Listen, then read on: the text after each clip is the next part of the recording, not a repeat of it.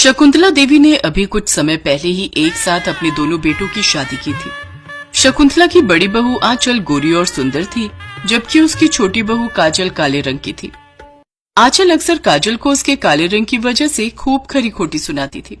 ऐसे ही एक दिन, ए कल्लो, देखना तेरे जैसे बादल पूरे आसमान में मंडरा रहे हैं। अब जा जल्दी से जा और मेरे लिए गर्मा गर्म पकौड़े तल कर ला। जेठानी जी, लेकिन बेसन नहीं है घर में। तभी शकुंतला भी वहां आ जाती है। अगर बेसन नहीं है तो जाकर बाजार से ले आ। लेकिन माँ जी, बाहर तो बारिश हो रही है। हाँ तो क्या हुआ, तू उसमें डूबकर मर थोड़ी न जाएगी। और मर भी गई तो हमें कुछ ज्यादा असर नहीं पड़ने वाला। जानती हूँ, मुझे आपसे यही उम्मीद है। इसके बाद काजल बारिश में बेसन लेने चली जाती है। रास्ते में चलते हुए उसके पास से एक ट्रक गुजरा, जिसने उसके ऊपर कीचड़ उछाल दिया। अरे देखकर नहीं चला सकते हो क्या? बेचारी काजल कीचड़ में सनी हुई घर पहुंचती है। उसे देखकर आंचल चिल्लाते हुए कहती है, आ भूत भूत। अरे जेठानी जी, मैं हूँ काजल। अरे कल्लो, ये क्या हाल बना लिया तूने? सच में आज तो तू और भी डरावनी लग रही है। काजल खड़े खड़े आंचल को घूर रही थी। तभी शकुंतला ने उससे कहा, अरे तू मेरी चांद जैसी बहू को क्यों घूर रही है? उसे अपनी काली नजर लगाएगी क्या? जा अब जाकर नहा ले, कितनी गंदी बदबू आ रही है तुझसे। बेचारी काजल अपने कमरे में नहाने चली जाती है। शाम को जब उसका पति प्रभात ऑफिस से आता है तो अपनी माँ से पूछता है, माँ काजल का है? पड़ी हुई है अपने कमरे में। जरूर आपने ही कुछ कहा होगा। हाँ, तू तो हमारे ऊपर ही शक करेगा।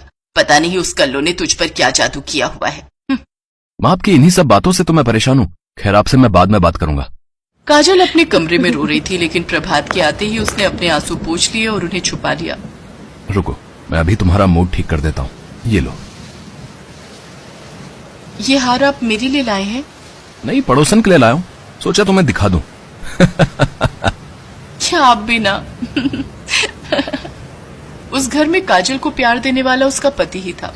शकुंतला की बड़ी बहू गोरी चिट्टी थी, जिस वजह से शकुंतला उसे बहुत प्यार करती थी, जबकि काजल को अपने काले रंग के कारण अक्सर गालियां और ताने ही मिलते थे।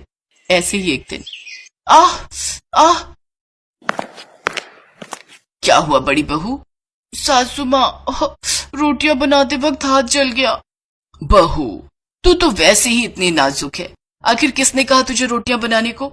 तू अभी रुक। काजल, अरे ओ काली बहू। जी माँ जी। बेशरम कहीं की, तुझे अकल है या नहीं? तेरी जेठानी रसोई में रोटियां बना रही है और तू अंदर आराम फरमा रही है। देख तो बेचारी का हाथ भी जल गया। जाकर रोटियां बना। काजल किचन में जाकर रोटियां बनाने लगती है कि तभी बाहर तेज बारिश शुरू हो जाती है। अरे मैंने तो छत पर कपड़े डाले थे, सब भीग गए होंगे।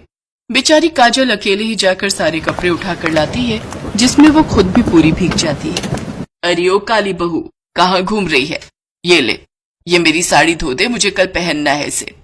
इन सब के बीच बेचारी काजल को अपने गीले कपड़े बदलने तक का भी वक्त नहीं मिला और उसको बुखार ने जकड़ लिया।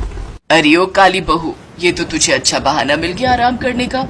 नहीं माँ जी, मुझे सचमुच बुखार है। अच्छा ठीक है, चल तू दवाई खाकर आराम कर। आज का काम आंचल बहू देख लेगी।